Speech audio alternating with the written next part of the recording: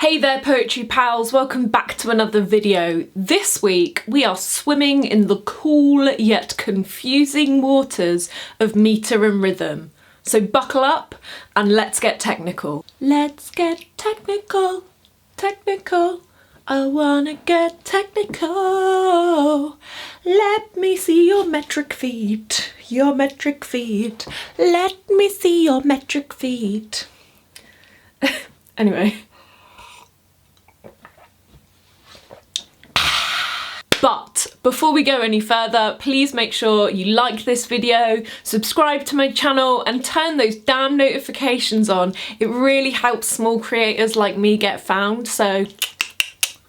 And while we're on the subject, why not follow me on social media? I am at Josie Alford Poet on all of the things. So in this video, I'm going to be going through the technical terms. This video is going to be quite intense, but it will be useful, especially for poetry nerds, anyone who wants to learn about it, but especially people who might be doing coursework or essays on analysing poetry, and it'll also be useful for maybe poets who are self-taught and want to know a little bit more about like the technical, academic, nerdy aspects of poetry.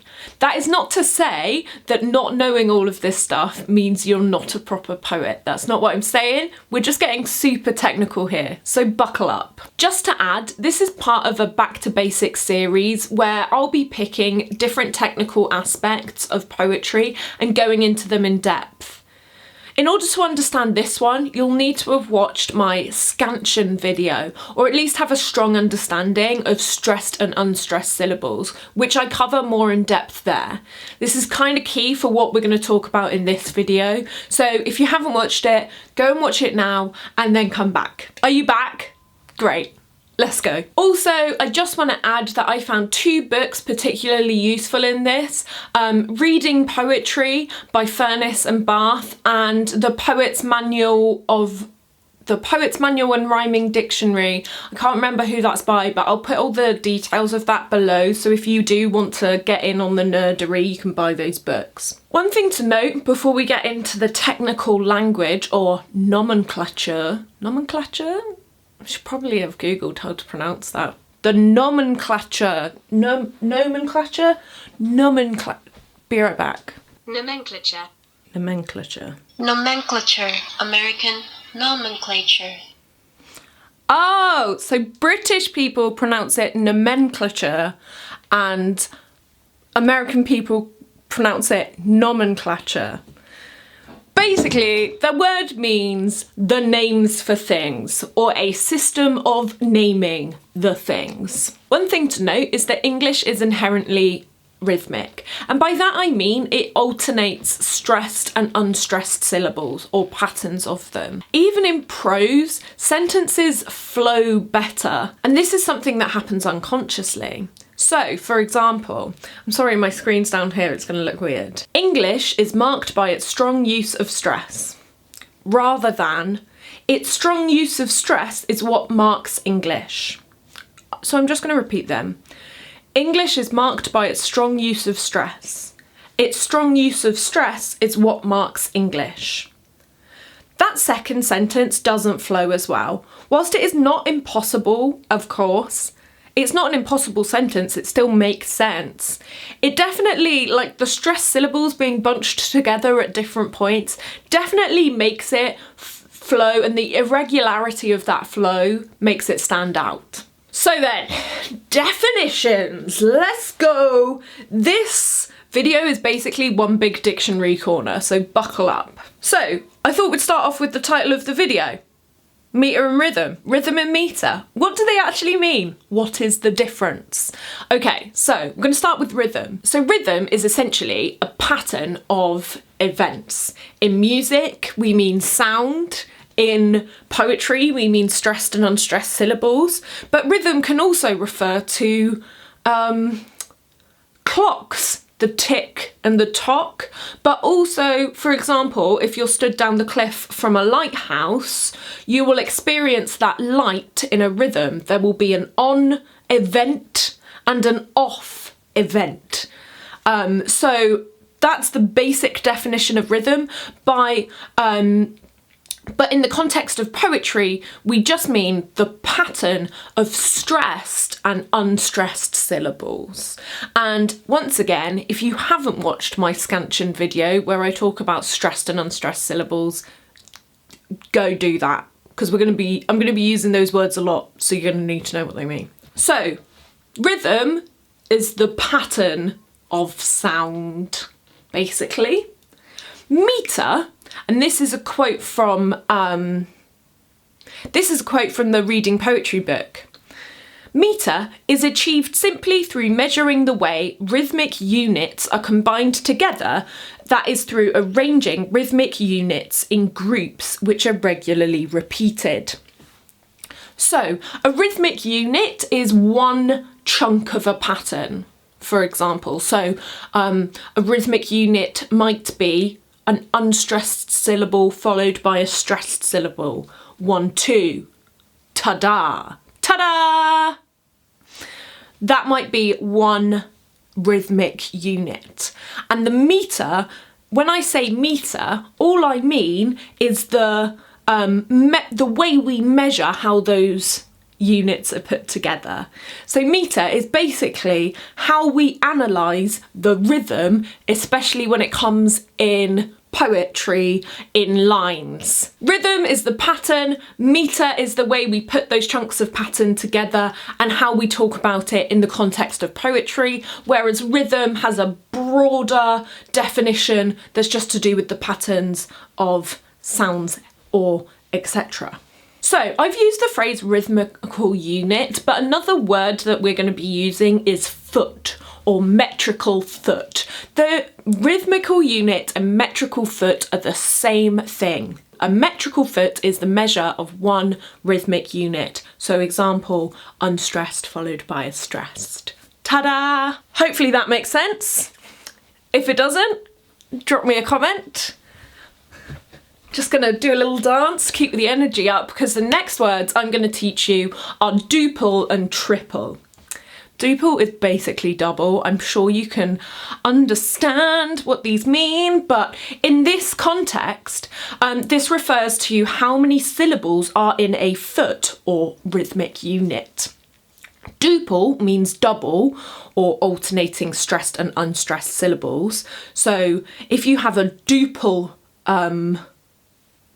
rhythmic unit, that means you have 2 syllables. Or you have a triple, which means you have 3 syllables in a metric unit, one of which will be stressed. So then you have rising and falling. Rising means that the foot ends on a stressed syllable, and falling means you start on a stressed syllable. Okay, so believe me or not, that was the simple bit. What we're going to do is run through the system of naming things, or nomenclature, of the different words surrounding metre. So there are 2 things we're going to cover. We're going to cover the names for different metrical feet or rhythmic units, and then we're going to cover the names for like the meters, or how many of those units are used in each line. So let's start with the feet. Oh, I've put my camera way too high, I'm stood up. Hello. Iambic. An iambic rhythm is a rising duple rhythm, which means it starts on an unstressed syllable and ends on a stressed syllable. One iambic foot is called an iamb. Interestingly, an iamb is an iamb. So, for example, 1, 2. 2 is the definition. Next up, trochaic. Trochaic rhythm is a duple falling rhythm. It starts on a stressed syllable and ends on an unstressed syllable. 1, 2. 1, 2. One trochaic foot is called a trochee. Interestingly, a trochee is a trochee. Next up, anapestic. Anapestic rhythm is a rising triple. It is 2 unstressed syllables followed by a stressed syllable. So 1, 2, 3. 1, 2, 3. 1, 2, 3. One anapestic foot is called an anapest. Interestingly, an anapest is an anapest. Another point here is that an anapest or anapestic rhythm is something that we talk about in the Limerick video that I published recently. I'll link that in the description. Next up, we have dactylic. A dactylic rhythm is a falling triple rhythm. That means it is a stressed syllable followed by 2 unstressed. It's like a waltz. 1, 2, 3, 1, 2, 3, 1, 2, 3. One dactylic foot is called a dactyl, and frustratingly, a dactyl is not a dactyl. Okay, so the next few are classical rhythms. These do not commonly occur in English poems, but will in languages where the differences between long and short syllables are more pronounced, such as Latin and Greek. The Poet's Manual says, however, for practical purposes of composition, the writer need not try to use them. We are going to run through them anyway because they are useful and interesting to know, but please bear in mind that these ones don't often occur in English poetry, but they might be useful if you are writing in another language. By the way, amazing if you're doing that. Spondaic rhythm. A spondaic rhythm is just 2 stressed syllables. One spondaic foot is called a spondy, and according to the Poet's Manual, a true spondaic foot does not exist in English poetry. I think the reason they say this is because you're more likely to split the line into different feet, the first few feet that we were learning about. Amphibrak. Amphibrak is an unstressed syllable, a stressed syllable, and an unstressed syllable. So it's a triple, but it's like 1, 2, 3, 1, 2, 3, 1, 2, 3. One amphibrak foot is called an amphibrak. But we don't often use these in English poetry because they're often identified as a dactyl or an anapest rather than an amphibrak. The last one I'm going to do is peonic.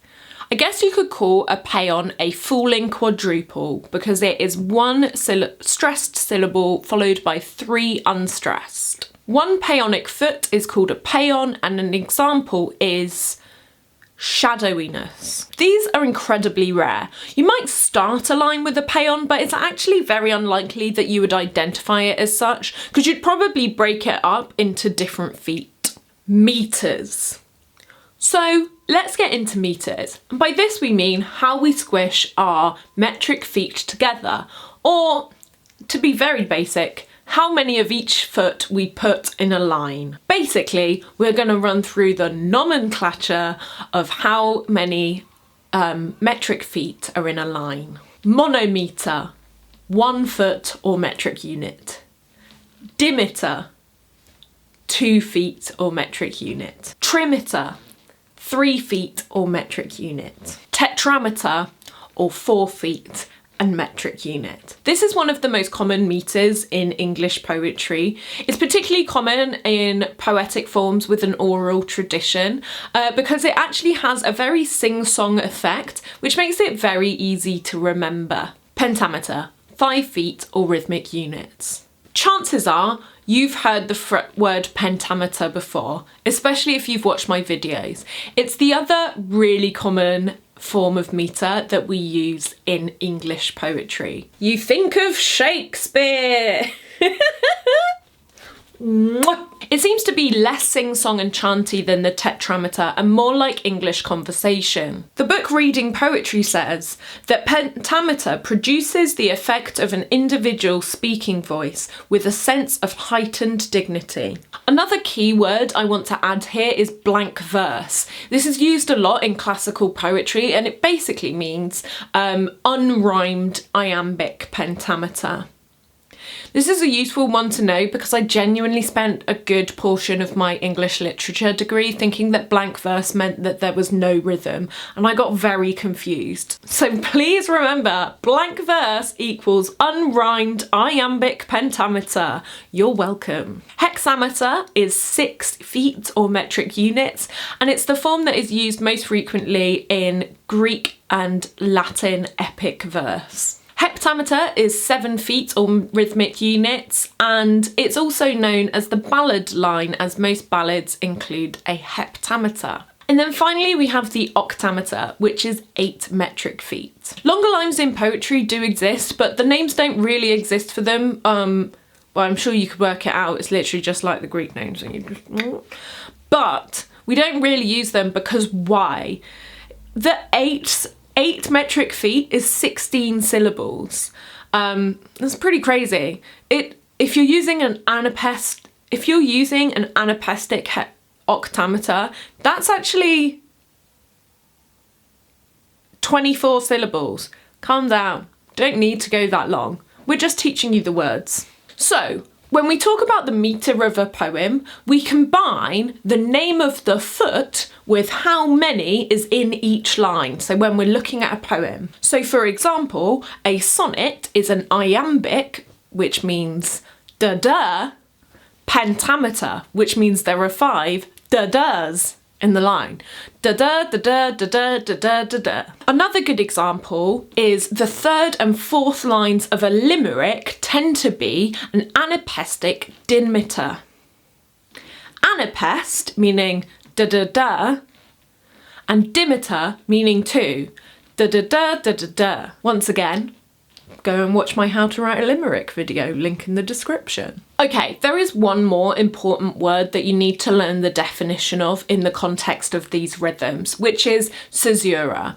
It means a break or a pause in the middle of a line. The reason it's relevant to our meters and rhythms is that it can act in the place of a syllable. So it can take the offbeat or the unstressed syllable, or the place of a onbeat or a stressed syllable.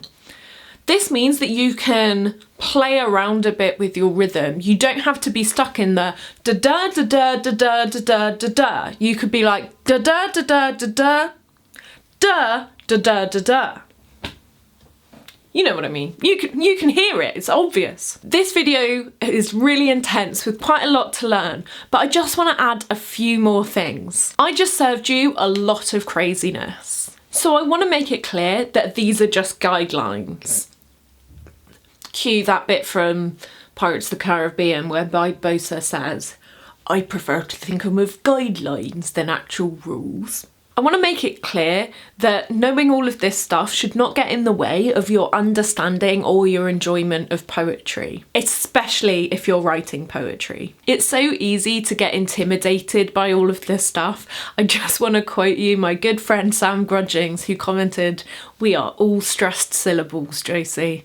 And my, doesn't this video make me feel like a stressed syllable? So, if you're writing a poem and you want it to have a specific rhythm, or you're writing a particular form which involves it having a specific rhythm, I want you to push these big old words and concepts out of your brain, especially for the first draft. You need to just get it on the page and you can come back to the rhythm in the editing stages. Trust. First draft, let's just get those ideas down. Another important thing to know is that even Shakespeare didn't stick to iambic pentameter all the time. It's well known that he writes most of his plays in iambic bloody pentameter, but he barely sticks to it. One of the most famous lines, "To be or not to be, that is the question," is not iambic pentameter. That last foot is a bloody trochee. To be or not to be, that is the question. It even has a caesura in the middle.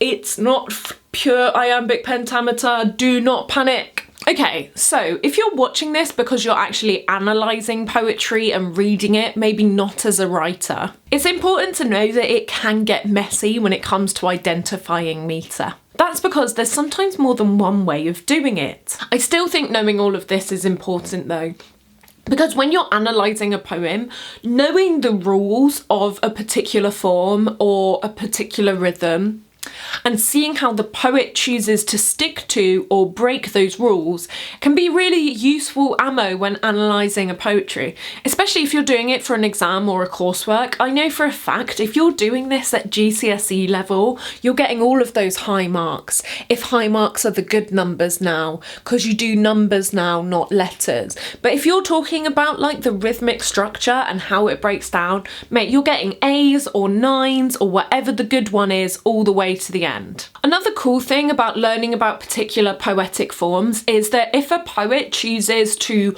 write in a particular poetic form, you can discuss how they are speaking to or continuing the conversation of that form. This is something I talked about in my undergrad dissertation, so I'm not going to get too far into it. But if they are writing in a ballad, are they choosing to talk about a traditional subject of a ballad, or are they using it to subvert the form and do something else? All of these are really useful, and it's why knowing all of the technical aspects of poetry is really useful, because then you can say, oh, well, they're sticking to more traditional forms here, but here they're breaking it. Why might they be doing that? Are they doing it for emphasis? Does it complement or distract from the content or subject of their poem?